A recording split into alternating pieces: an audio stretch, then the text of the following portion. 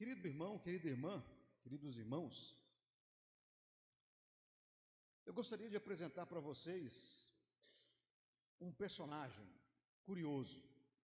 Assim como a gente apresenta umas vezes uma visita, eu gostaria de apresentar a vocês nessa noite, embora vocês já conheçam, Nicodemos. Esse nome é conhecido. Nicodemos. Nicodemos era um fariseu, um dos principais fariseus entre os judeus, de acordo com o texto. Ele era um dos principais. Talvez Nicodemos fosse até integrante do Sinédrio. Sinédrio era o maior conselho entre os judeus. Portanto, Nicodemos era um homem importantíssimo dentro do judaísmo, poderoso em Jerusalém. Mas como a maioria dos fariseus, porque havia muitos fariseus, havia dezenas de fariseus, mas como a maioria dos fariseus, ele, Nicodemos, acreditava piamente que todo judeu, por direito de nascimento, teria um lugar no céu. Portanto, Nicodemos achava para ele que bastava ser judeu para entrar no reino de Deus. Assim como muitos pensam que basta ser presbiteriano independente, ser batista, ser assembleiano, e assim a lista pode ir longe, né? De acordo com o texto que nós acabamos de ler, e é preciso entender esse contexto, Nicodemos visita Jesus de maneira secreta. Diz lá o primeiro versículo: havia entre os fariseus um homem chamado Nicodemos, um dos principais dos judeus. Este, de noite, foi até Jesus de noite. Ele se aproveitou da escuridão, porque ele não queria ser reconhecido como alguém, como um fariseu, como um religioso importante, indo até Jesus. Porque Jesus já estava sendo observado pelos fariseus, e os fariseus já estavam tramando uma maneira de matar Jesus. E ele era um fariseu. Portanto, ele vai escondido conversar com Jesus. De acordo com o texto, ele inicia a conversa, Nicodemos, dizendo que estava lá por causa dos milagres que ele tinha visto Jesus fazer. E ele, Nicodemos, diz que reconhecia Jesus como de fato vindo da parte de Deus. Falou: Senhor, eu vim aqui porque eu reconheço que o Senhor para alguém como o Senhor só pode ter vindo de Deus. Para fazer o que o Senhor faz, para manifestar os milagres que o Senhor faz, só mesmo vindo de Deus. Um elogio. Nicodemos começa elogiando Jesus. Mas Jesus não se deixa levar pelo elogio e vai ao centro do problema na vida de Nicodemos. Parece ser uma conversa meio atravessada. Parece ser uma conversa meio sem sentido. Porque Nicodemos diz: olha, Senhor, eu sei que o Senhor é vindo da parte de Deus. E o que é que Jesus responde em seguida para ele? Jesus responde para ele assim: em verdade, lhe digo que se alguém não nascer de novo, não pode ver o reino de Deus. Uma conversa meio atravessada. Aparentemente. Jesus não se deixa levar pelo elogio e vai, como eu disse, ao centro do problema na vida de Nicodemos. E assim lhe responde no versículo 3, né? Em verdade, lhe digo que se alguém não nascer de novo, não pode ver o reino de Deus. Puxa, mas é de fato uma conversa. Nicodemos não estava falando disso. E Jesus atravessa a conversa com essa afirmação tão profunda. É como se Jesus, irmãos, estivesse lendo os pensamentos e o coração de Nicodemos. Na verdade, Jesus sabia o que estava no coração de Nicodemos. É como então se ele conhecesse a vida de Nicodemos por completo sabendo que ele tinha dúvidas mesmo sobre como entrar no reino de Deus, e dissesse para ele assim, mais ou menos: Nicodemos, Nicodemos, você é um estudioso das Escrituras, Nicodemos, você é um fariseu, mas ainda não entendeu nada. Você não entendeu nada ainda, Nicodemos. Não basta ser judeu para entrar no reino de Deus. Ser judeu não é o ticket de entrada, não te dá garantia, não é o convite. Você não entendeu nada. Para entrar no reino de Deus, Nicodemos, é preciso nascer de novo. Não basta ser judeu. É preciso nascer da água e do Espírito, continua Jesus. De acordo com um estudioso chamado Pablo Deiros, Nicodemos não era um fariseu hipócrita, como alguns da sua classe. Porque não nos esqueçamos, Jesus estava sempre tendo problemas com os fariseus. Óbvio, os fariseus queriam matá-lo. Os fariseus estavam a todo tempo colocando armadilhas para pegar Jesus em alguma contradição e aí poder matá-lo. E os fariseus, via de regra, eram sempre extremamente criticados por Jesus, e não foram poucas as vezes em que Jesus disse: vocês são hipócritas, referindo-se aos fariseus, vocês são sepulcros caiados. Mas Pablo Deiros diz uma coisa curiosa aqui: Nicodemos era diferente. Nicodemos não manifestava essa hipocrisia natural dos fariseus. Tanto que diante da resposta de Jesus, quando Jesus disse para ele: olha, em verdade te digo que para entrar no reino de Deus tem que nascer de novo. Tanto é verdade isso, que o Nicodemos, ele fica encantado com isso e surge uma dúvida sincera no seu coração. Uma dúvida real surge no coração dele. Mas como é que pode um homem nascer de novo? Nicodemos foi lá, naquele lugar, para conversar com Jesus, porque ele queria de fato ouvir Jesus. Ele estava ansioso por conversar e aprender de Jesus. Como pode um homem nascer de novo sendo velho? E continua Nicodemos no versículo 4. Será que pode voltar ao ventre materno e nascer uma segunda vez? É isso que o senhor está falando, mestre? Hoje, irmãos, eu gostaria de meditar com você sobre salvação. Esse é o tema de hoje, salvação. Esse era o grande drama e a grande dúvida de Nicodemos. E como você já sabe, foi já postado, né, nas redes sociais, o título desta mensagem: o amor, o Filho, as trevas e a luz. O amor, o Filho, as trevas e a luz. Nesse trecho, Jesus nos mostra o centro do Evangelho. Se você quer saber onde é que está o centro de todas as coisas do Evangelho, está aqui, nesse capítulo. Nessa conversa com Nicodemos é que encontramos o centro do Evangelho. Aqui encontramos uma das declarações mais belas sobre o amor de Deus. Uma das afirmações mais claras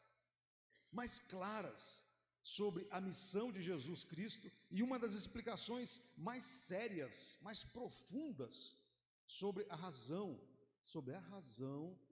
de por que muitos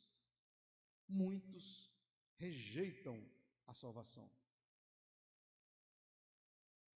O texto, como eu disse, fala do amor de Deus, fala da vinda do Filho, fala da luz que expõe as trevas do coração humano.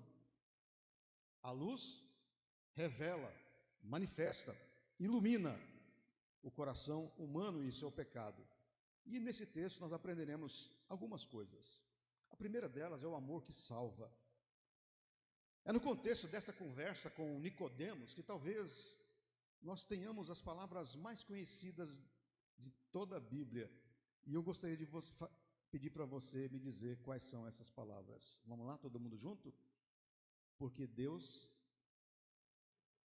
De novo, mais uma chance. Vamos lá, todo mundo junto? Porque Deus...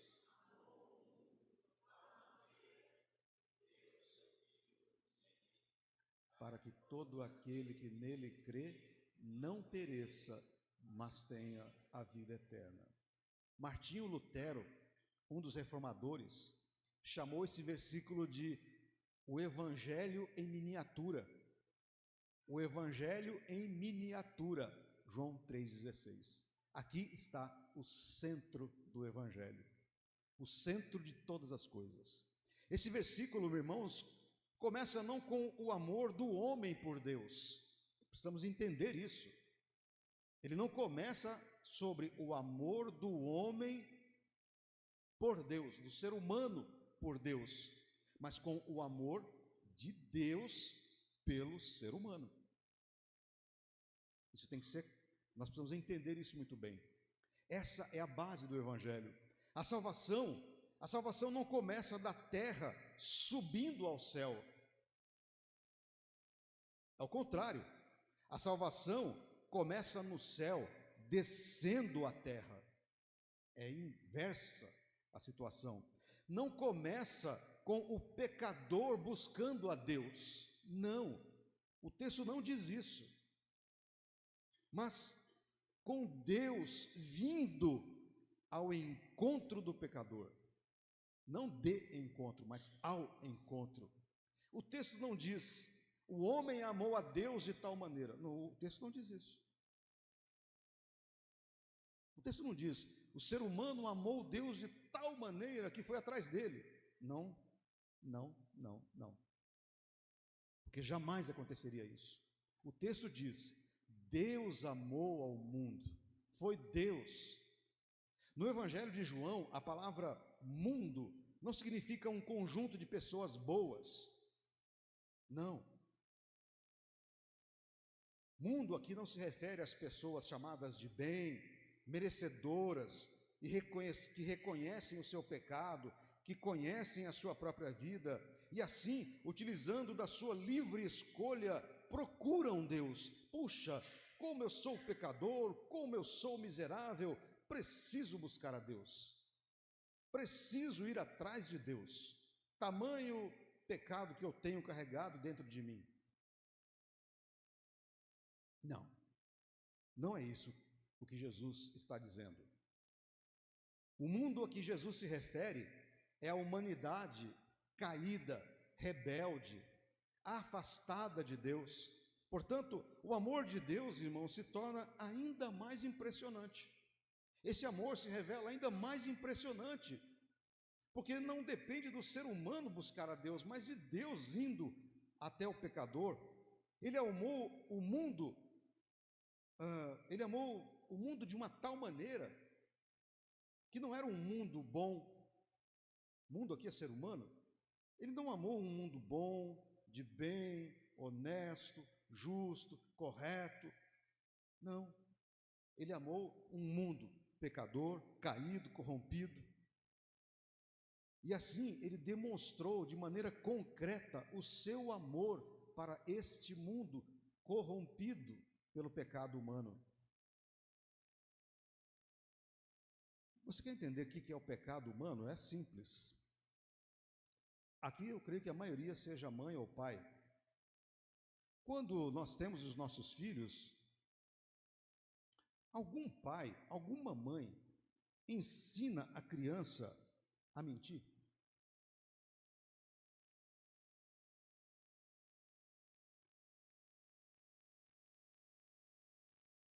Mas elas naturalmente começam a fazer isso. Os pais ensinam as crianças a tentar manipulá-los? Não, mas as crianças fazem isso, ao seu modo, ao seu jeito. O que isso revela? Que o pecado humano é congênere, já nascemos assim. Já nascemos assim. Não precisa ensinar, porque já somos assim. Pois foi nesse ser humano que Deus amou. Foi para esse ser humano, portanto, todos, todos os seres humanos, que Jesus veio a esse mundo. O amor de Deus não foi apenas em palavras ou intenções, ele foi demonstrado. E como foi demonstrado esse amor? Como? Ele entregou o seu Filho unigênito, diz o texto. Deus amou ao mundo de tal maneira que ofereceu, entregou o seu Filho, seu único, primeiro e único Filho, unigênito. Deus entregou aquilo que lhe era mais precioso. Ele não enviou apenas uma mensagem, ele não enviou apenas mensagens aos seres humanos. Não, ele nos ofereceu o seu Filho, o seu único Filho. Se alguém quiser saber se Deus ama pecadores, deve olhar para Jesus Cristo. Ele é a expressão maior desse amor. O propósito, o objetivo desse amor também é declarado. Por que que Deus amou? Qual é o objetivo disso? Por que é que Deus ofereceu o seu Filho? Tem que ter um objetivo nesse negócio. E o próprio texto já revela isso. Para que todo aquele que nele crê não pereça, mas tenha a vida eterna. O Evangelho apresenta, portanto, irmãos, dois destinos. Dois destinos: perecer ou ter vida eterna. São esses dois caminhos que se abrem à humanidade: perecer ou ter a vida eterna. Não existe neutralidade. O ser humano não está diante de várias estradas igualmente válidas. Só existem duas alternativas: ou recebe Cristo pela fé, ou permanece no modo como está. E qual é o modo como estamos? Perdição, pecadores. Mas observe, queridos irmãos, a amplitude graciosa da promessa: todo que nele crê, todo que nele crê. Não apenas alguns, mas todos, todo que nele crê. O convite do Evangelho é amplo, não importa o passado da pessoa, não importam os seus fracassos, não importa a sua origem, não importa a sua condição moral, não importa a sua condição social, não importa nada, nada disso tem importância. A promessa é para que todo aquele que crê, é para todo que crê. A salvação não é oferecida apenas aos fortes, a salvação não é oferecida aos santos, a salvação não é oferecida aos moralmente corretos, a salvação não é oferecida aos corretamente honestos, não. Ela é oferecida a todos, absolutamente todos. A promessa é para todo que crê. Ela é oferecida, na verdade, aos que creem. Quem crê. E é esse o objetivo. A fé, irmãos, olha inteiramente para Cristo. Ela não acrescenta nada em si mesma, ela apenas recebe. Isso significa que a fé não é uma obra de meritocracia, como virou moda falar isso hoje. Fé não é meritocracia. Eu deixei de fazer aquilo, eu não faço mais aquilo outro, então agora, Senhor, Tu tens que me abençoar. Fé não é meritocracia.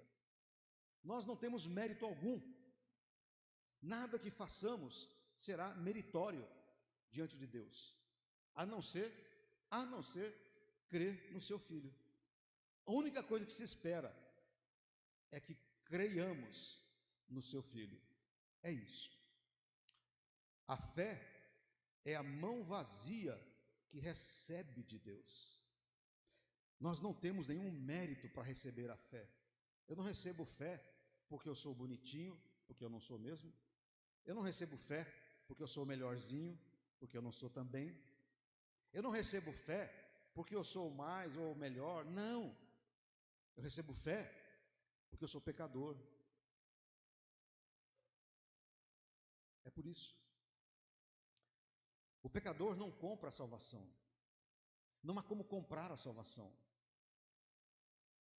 O pecado e o pecador não produz e não merece a salvação. Ele simplesmente se lança pela fé em Cristo. Isso é crer no Filho. E por isso o Filho foi enviado. Aqui, irmãos, uma uma aplicação muito importante na nossa vida. Talvez haja pessoas que vivem perto do Evangelho. Vocês já ouviram os chamados nas igrejas, os amigos do Evangelho? Né? Essa expressão é muito comum. Ah, ele é amigo do Evangelho. O que quer dizer amigo do Evangelho?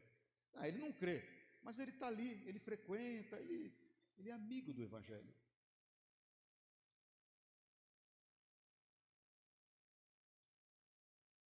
Talvez haja amigos do Evangelho, mas ainda não descansaram verdadeiramente em Cristo. Sabem falar do amor de Deus, conhecem o amor de Deus, mas ainda tentam se sustentar em seus próprios méritos. E o texto nos chama a abandonar toda a nossa autoconfiança e a confiar somente em Jesus Cristo. O amor de Deus foi manifesto em Jesus Cristo. O Filho foi dado, a promessa está diante de nós. Portanto, só nos resta uma coisa: crer. Apenas crer no unigênito de Deus. Ele foi enviado por amor a todos nós, por amor a mim, por amor a você. Ele foi enviado em amor por Deus. Segunda coisa é que, evidentemente, Deus enviou o Filho que veio. O Filho que veio. Versículo 17 diz: porque Deus enviou seu Filho ao mundo, não para que julgasse o mundo, mas para que o mundo fosse salvo. Vou repetir. Porque Deus enviou o seu Filho ao mundo, não para que julgasse o mundo. Pecador sem vergonha. Não, não foi para isso. Mas para que o mundo fosse salvo por ele. Depois de falar do amor que ofereceu o próprio Filho, Jesus fala para Nicodemos, porque não nos esqueçamos, todos esses textos, todos esses versículos são a conversa. Nicodemos está ali, ouvindo.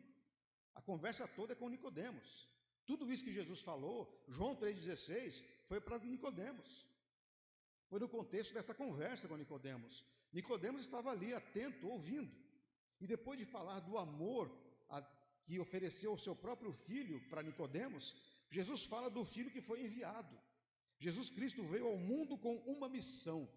A sua encarnação não foi um acidente na história. Não foi por acaso. Por acaso ele se encarnou, ele caiu aqui nesse mundo. Por acaso Jesus apareceu. Não. O Filho veio com um objetivo, não para julgar, mas para salvar o mundo. O Pai enviou o Filho com um propósito redentor, de redimir, de transformar, de mudar, de salvar. Esse versículo, queridos irmãos, é muito precioso porque revela a intenção salvadora de Deus. Jesus diz que o Filho não veio naquele momento para julgar o mundo, mas para que o mundo fosse salvo por intermédio dele. É claro que a Bíblia ensina que haverá juízo, nós sabemos disso. O mesmo Cristo que veio em humildade voltará em glória, mas aqui na conversa com Nicodemos, o destaque está na natureza da sua primeira vinda. Ele veio como Salvador, ele veio para salvar. Julgar será lá na frente. Haverá um dia específico para isso, onde todos nós haveremos de ser julgados. Mas aqui ele veio para salvar. Ele não veio para apontar os nossos pecados. Ele veio para nos salvar dos pecados. Isso é importante. Por quê? Porque muitos têm uma imagem distorcida de Deus. Uma imagem equivocada de Deus. Há muitos que pensam nele como alguém pronto para condenar, num Deus que está pronto para condenar o tempo todo. Esses eram os fariseus.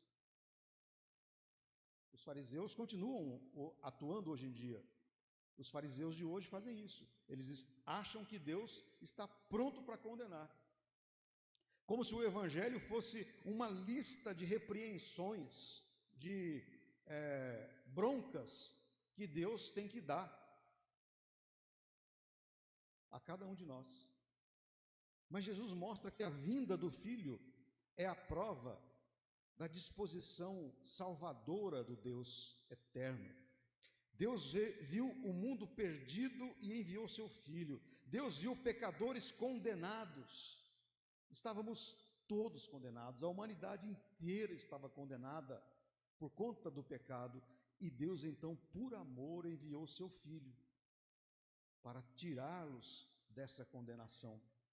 Deus viu pecadores condenados e abriu um caminho de salvação, e esse caminho de salvação, Ele mesmo disse. O que foi que Ele disse? Eu sou o caminho. Foi Ele, o Filho, quem disse isso. Eu sou o caminho. O versículo 18 aprofunda essa verdade. Diz assim o versículo 18, veja comigo.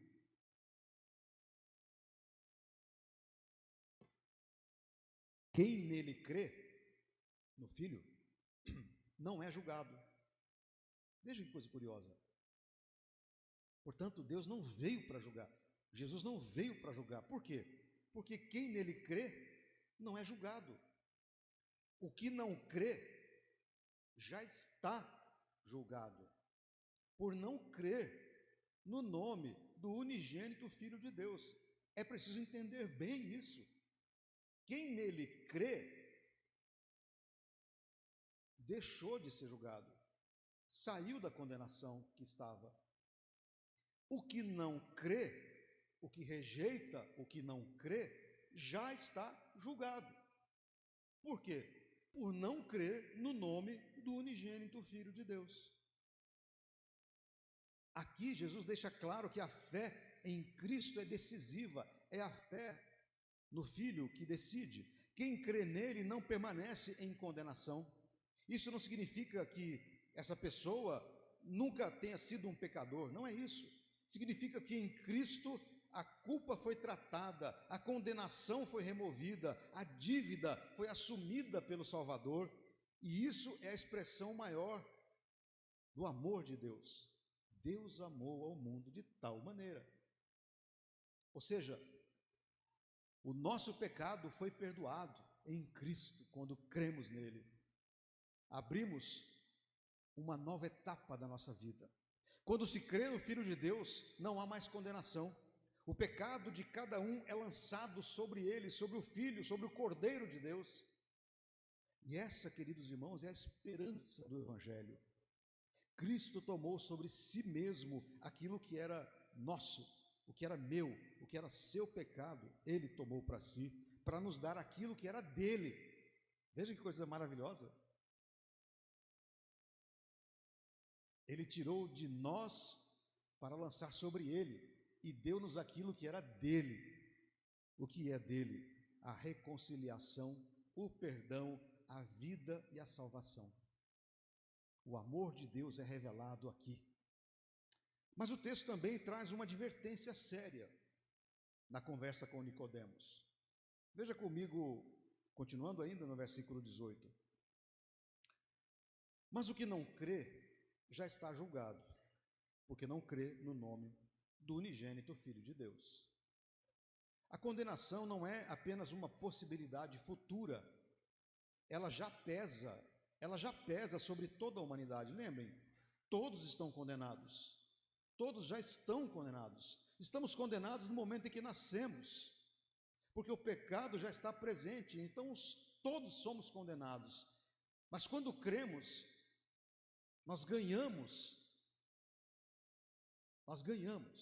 a justificação.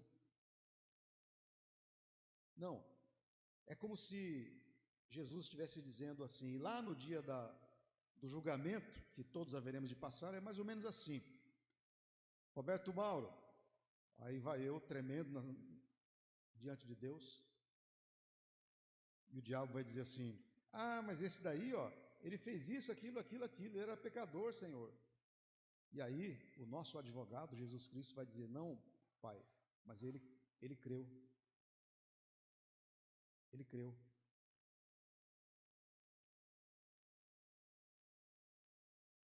Ele creu. Então, o pecado dele não foi anulado, foi justificado. Ele continuou pecador, mas foi justificado. E o nome Roberto Mauro, você pode colocar o seu nome, o nome de quem quer que você, de qualquer pessoa. Isso mostra, queridos irmãos, que o problema do ser humano é mais grave do que imagina. Não estamos espiritualmente neutros. Sem Cristo já estamos debaixo da justa sentença de Deus.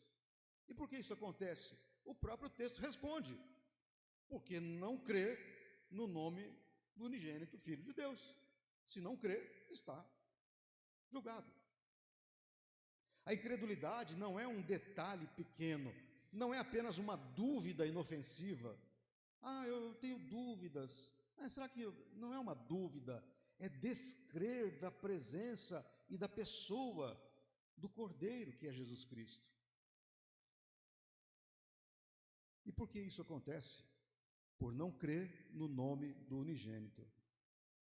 É viver como se... E o que é descrer? O que é descrer em Jesus? É levar a vida a lá... Como é que chama aquele sambista? Zeca Pagodinho, né? É viver a vida lá, Zeca Pagodinho, vida leva eu. Vai levando, vou levando a vida como se o Filho de Deus não existisse. Isso é descrer. Eu levo a minha vida como se não houvesse Filho de Deus, como se não houvesse Jesus Cristo. É rejeição ao testemunho que Deus deu sobre o seu próprio Filho. Deus deu, qual foi o testemunho que Deus deu ao seu Filho? Eis aqui o Salvador. É a recusa, é recusar viver com o único Salvador. É permanecer sem abrigo quando Deus já abriu. Deus já abriu a porta da graça, Deus já abriu a porta do amor para todo ser humano. E é como se o ser humano ouvisse essa porta aberta, mas não desse atenção. Um holandês reformado, teólogo chamado Herman Bavinck, nos diz que a fé é um descansar da alma em Cristo. É uma bela expressão. A fé é um descansar da alma em Cristo. Portanto, queridos irmãos e irmãs, não crer é recusar esse descanso, é não querer esse descanso, é continuar tentando viver sem se render ao Filho de Deus e levar a vida, como eu disse, a lá, como é que é? Zeca Pagodinho, obrigado. E aqui, queridos irmãos e irmãs, há uma lição importante para a igreja. A mensagem cristã não é apenas um chamado à moralidade, não é isso. O evangelho não é um chamado à moralidade, coisa que nós muitas vezes também nos equivocamos. E nem apenas a salvação é um convite para melhorar a vida, não é isso. A salvação é o centro de uma vida com Deus. Onde isso é esquecido, a igreja perde a sua essência. Quando a igreja perder esta ideia e quando a igreja abrir mão disso, a igreja perde a sua essência.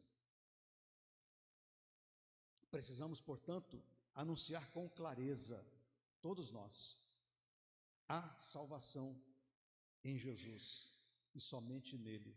Somente em Jesus Cristo há salvação. Puxa, pastor, nunca tinha ouvido isso, né? Você ouve isso desde que você está na igreja. Sempre. O problema é que às vezes nós não damos valor a isso. Terceiro e último lugar, a luz que revela. Jesus continua. Não nos esqueçamos, tudo isso é uma conversa de Jesus com Nicodemos. Nicodemos está ali, atento, ouvindo. Nos versículos 19 a 21, ele diz, Jesus, a condenação é esta. Qual é a condenação? O que é que está sobre o ser humano? A condenação é esta, disse Jesus. A luz veio ao mundo. Essa é a condenação. A luz veio ao mundo. Mas os homens amaram mais as trevas do que a luz. Essa é a condenação. Porque as suas obras, e por que os homens amaram mais as trevas do que a luz? porque as suas obras eram más. Portanto, quem vive na escuridão, em obras más, rejeita a luz.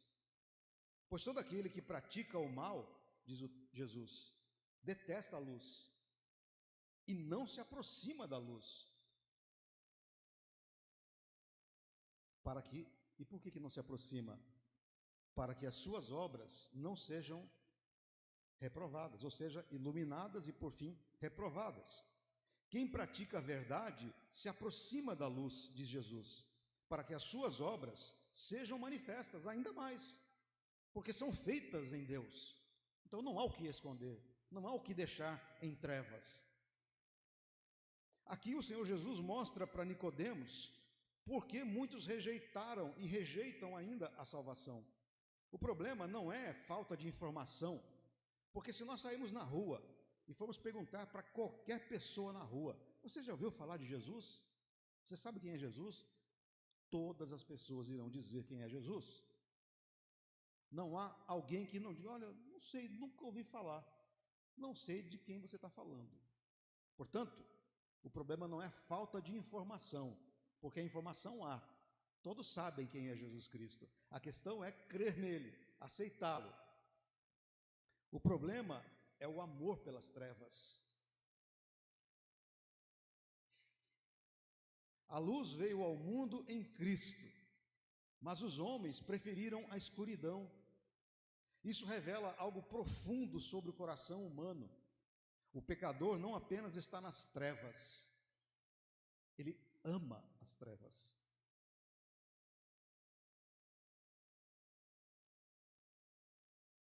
Isso significa que o pecado não é apenas um erro de caminho, é uma inclinação do coração, é uma disposição interior contrária a Deus. Portanto, eu rejeito tudo que vem de Deus, porque tudo que vem de Deus, de certa maneira, irá me confrontar, irá mostrar quem sou eu, e eu não quero ser confrontado. Portanto, eu rejeito a luz. O homem caído não quer naturalmente a luz de Cristo, porque a luz expõe, a luz denuncia, a luz ilumina as trevas e confronta e chama ao arrependimento. Quando somos confrontados com a luz de Jesus Cristo, nós somos chamados ao arrependimento da nossa vida e assim crer no unigênito Filho de Deus, que foi enviado para salvar o mundo e não para julgá-lo, mas para salvá-lo. Essa observação, irmãos, é muito importante para cada um de nós. Jesus diz a Nicodemos: todo aquele que pratica o mal detesta a luz e não se aproxima da luz. É mais ou menos o que fez Pedro quando Jesus foi preso. Fica de longe, fica só de longe, não quer chegar perto.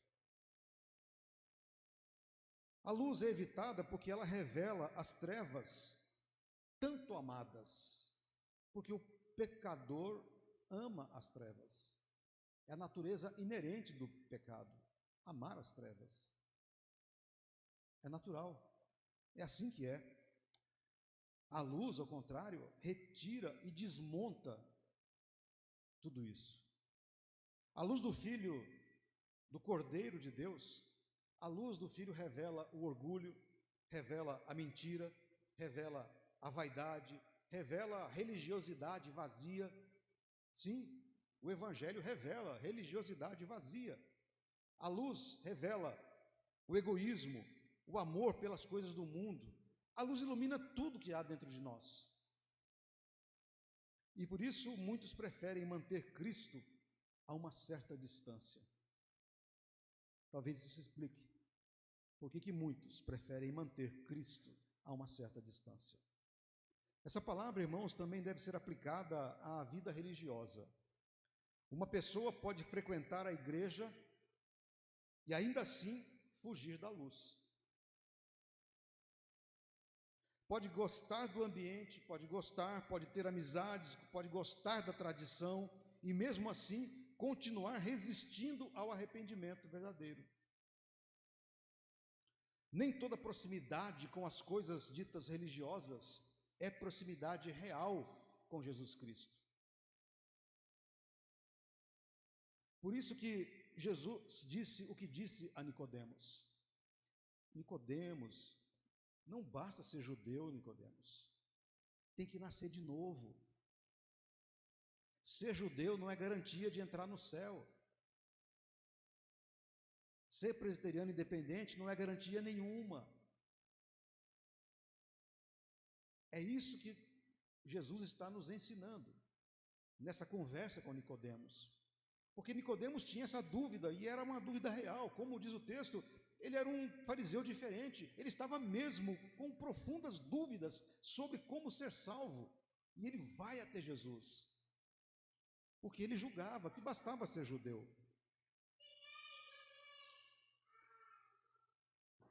Mas, queridos irmãos, o texto não termina com rejeição. O versículo 21 diz: quem pratica a verdade se aproxima da luz, para que as suas obras sejam manifestas, porque são feitas em Deus. E aqui aparece a marca daquele que foi alcançado pela graça de Jesus Cristo. Ele se aproxima da luz, ele gosta da luz e ele quer a luz. Não porque seja perfeito, porque não há um sequer perfeito, mas porque já não quer viver escondido, já não quer mais viver em trevas. Ele quer ser tratado por Deus, quer ser confrontado, quer ser renovado, transformado, mudado. A pessoa que encontra-se com o Filho unigênito de Deus não é aquela que nunca luta contra o pecado, não é isso. É aquela que não faz aliança com as trevas. Ela tropeça, ela erra, mas não se acomoda, não se camufla. Ela cai, mas não transforma a queda em estilo de vida. Porque todos caímos, porque todos pecamos, porque todos erramos.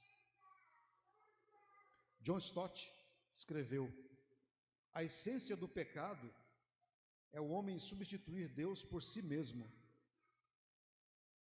A essência do pecado é o homem substituir Deus por si mesmo.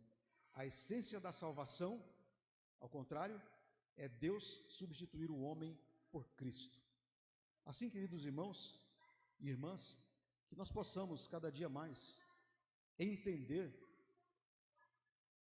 Jesus Cristo como nosso Senhor e Salvador, e que Ele nos tirou das trevas para a sua maravilhosa luz, não porque somos bons, porque não somos, não porque somos perfeitos, porque não somos, mas Ele nos tirou daquela situação para nos dar salvação, para nos dar vida.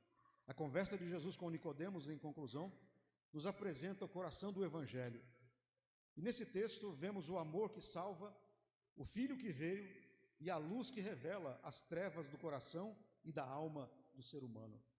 O Pai amou, o Filho foi dado e enviado, a luz brilhou no mundo e agora cada um de nós somos chamados a responder a esse Cristo, a esse Filho unigênito de Deus. Que Deus assim nos abençoe, nos inspire e que nós possamos sempre responder sim, sempre estar renovando as nossas forças com o unigênito Filho de Deus. Não se iluda com aquelas histórias e com aquelas impressões que você tem assim: eu já sou da igreja faz 10 anos, já estou na igreja há 15 anos, há 20, há 30, 50 anos. Nós precisamos estar sempre atentos e renovar a nossa vida com o Senhor. Estamos sempre tendo que renovar a cada dia a nossa fé, a nossa esperança e a nossa vida com o Senhor. Que Ele assim, pois, nos abençoe e nos inspire. Amém?